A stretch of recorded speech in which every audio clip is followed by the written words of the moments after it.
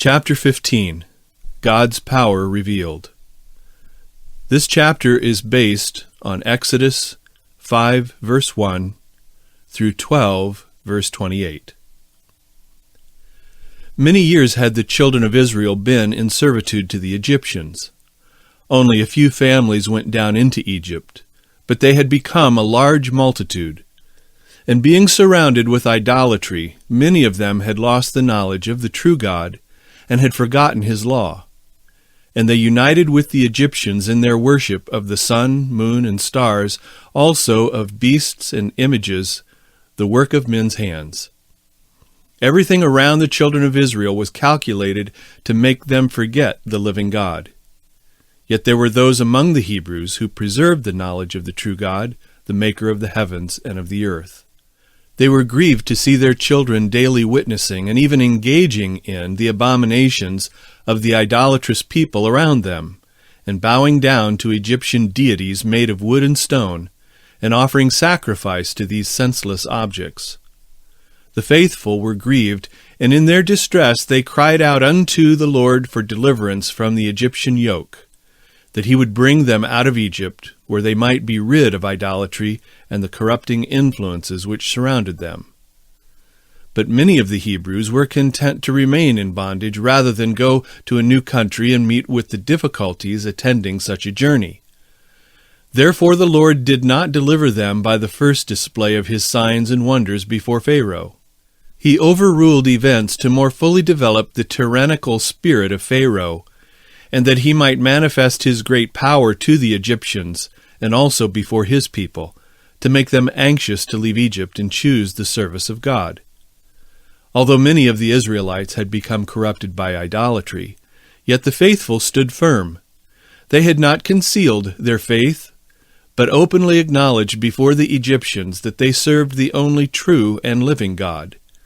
They rehearsed the evidences of God's existence and power from creation down. The Egyptians had an opportunity of becoming acquainted with the faith of the Hebrews and their God. They had tried to subvert the faithful worshippers of the true God, and were annoyed because they had not succeeded, either by threats, the promise of rewards, or by cruel treatment. The last two kings who had occupied the throne of Egypt had been tyrannical and had cruelly entreated the Hebrews. The elders of Israel had endeavored to encourage the sinking faith of the Israelites by referring to the promise made to Abraham, and the prophetic words of Joseph just before he died, foretelling their deliverance from Egypt. Some would listen and believe. Others looked at their own sad condition and would not hope. Israel influenced by their environment. The Egyptians had learned the expectations of the children of Israel and derided their hopes of deliverance and spoke scornfully of the power of their God. They pointed them to their own situation as a people, as merely a nation of slaves, and tauntingly said to them, "If your God is so just and merciful and possesses power above the Egyptian gods, why does he not make you a free people? Why not manifest his greatness and power and exalt you?" The Egyptians then called the attention of the Israelites to their own people, who worshipped gods of their own choosing, which the Israelites termed false gods. They exultingly said that their gods had prospered them and had given them food and raiment and great riches, and that their gods had also given the Israelites into their hands to serve them, and that they had power to oppress them and destroy their lives, so that they should be no people. They derided the idea that the Hebrews would ever be delivered from slavery. Pharaoh boasted that he would like to see their God deliver them from his hands. These words destroyed the hopes of many of the children of Israel. It appeared to them very much as the king and his counselors had said.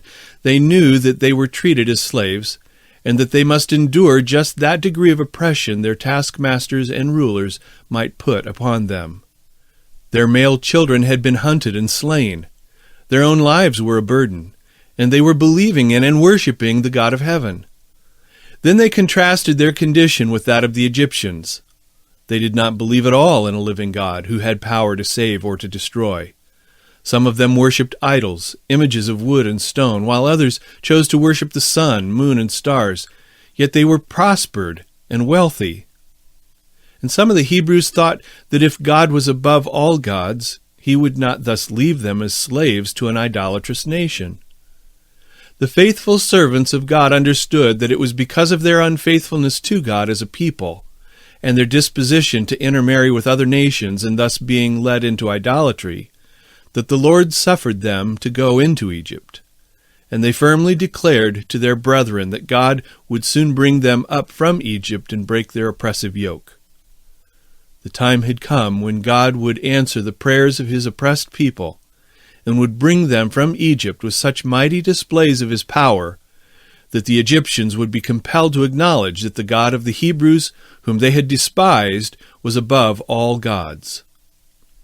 He would now punish them for their idolatry and for their proud boasting of the mercies bestowed upon them by their senseless gods. God would glorify his own name, that other nations might hear of his power and tremble at his mighty acts, and that his people, by witnessing his miraculous works, should fully turn from their idolatry to render him pure worship. In the deliverance of Israel from Egypt, God plainly showed his distinguished mercy to his people before all the Egyptians. God saw fit to execute his judgments upon Pharaoh, that he might know by sad experience, since he would not otherwise be convinced, that his power was superior to all others. That his name might be declared throughout all the earth, he would give exemplary and demonstrative proof to all nations of his divine power and justice. It was the design of God that these exhibitions of power should strengthen the faith of his people, and that their posterity should steadfastly worship him alone, who had wrought such merciful wonders in their behalf. Moses declared to Pharaoh, after he required the people to make brick without straw, that God, whom he pretended not to know, would compel him to yield to his claims and acknowledge his authority as supreme ruler.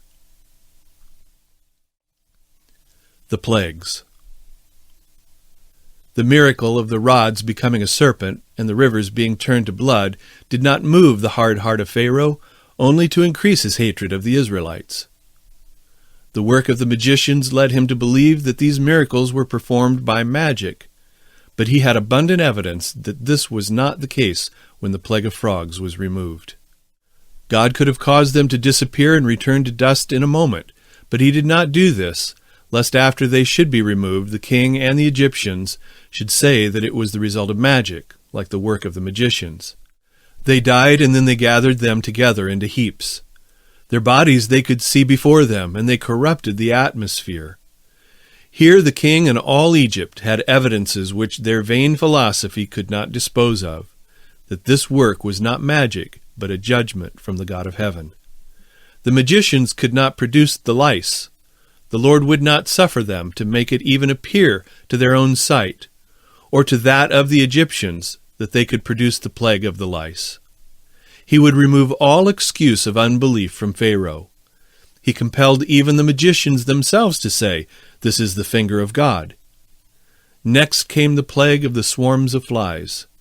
They were not such flies as harmlessly annoy us in some seasons of the year, but the flies brought upon Egypt were large and venomous.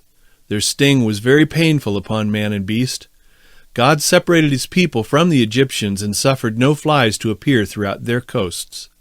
The Lord then sent the plague of the murrain upon their cattle, and at the same time preserved the cattle of the Hebrews, that not one of them died. Next came the plague of the boil upon man and beast, and the magicians could not protect themselves from it. The Lord then sent upon Egypt the plague of the hail mingled with fire, with lightnings and thunder. The time of each plague was given before it came, that it might not be said to have happened by chance. The Lord demonstrated to the Egyptians that the whole earth was under the command of the God of the Hebrews, that thunder, hail, and storm obey his voice. Pharaoh, the proud king, who once inquired, "Who is the Lord that I should obey his voice?" humbled himself and said, "I have sinned. The Lord is righteous, and I and my people are wicked." He begged of Moses to be his intercessor with God, that the terrific thunder and lightning might cease. The Lord next sent the dreadful plague of the locusts. The king chose to receive the plagues rather than to submit to God. Without remorse, he saw his whole kingdom under the miracle of these dreadful judgments. The Lord then sent darkness upon Egypt.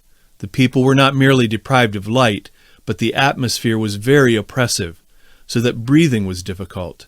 Yet the Hebrews had a pure atmosphere and light in their dwellings. One more dreadful plague God brought upon Egypt, more severe than any before it. It was the king and the idolatrous priests who opposed to the last the request of Moses. The people desired that the Hebrews should be permitted to leave Egypt. Moses related to Pharaoh and to the people of Egypt, also to the Israelites, the nature and effect of the last plague. On that night, so terrible to the Egyptians and so glorious to the people of God, was the solemn ordinance of the Passover instituted. It was very hard for the Egyptian king and a proud and idolatrous people to yield to the requirements of the God of heaven. Very slow was the king of Egypt to yield. While under most grievous affliction, he would yield a little, but when the affliction was removed, he would take back all he had granted. Thus plague after plague was brought upon Egypt, and he yielded no more than he was compelled to by the dreadful visitations of God's wrath. The king even persisted in his rebellion after Egypt had been ruined. Moses and Aaron related to Pharaoh the nature and effect of each plague which should follow his refusal to let Israel go. Every time he saw these plagues come exactly as he was told they would come, yet he would not yield. First, he would only grant them permission to sacrifice to God in the land of Egypt. Then, after Egypt had suffered by God's wrath, he granted that the men alone should go. After Egypt had been nearly destroyed by the plague of the locusts, then he granted that their children and their wives might go also, but would not let their cattle go. Moses then told the king that the angel of God would slay their firstborn.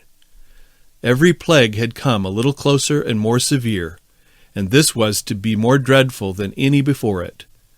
But the proud king was exceedingly angry and humbled not himself. And when the Egyptians saw the great preparations being made among the Israelites for that dreadful night, they ridiculed the token of blood upon their doorposts.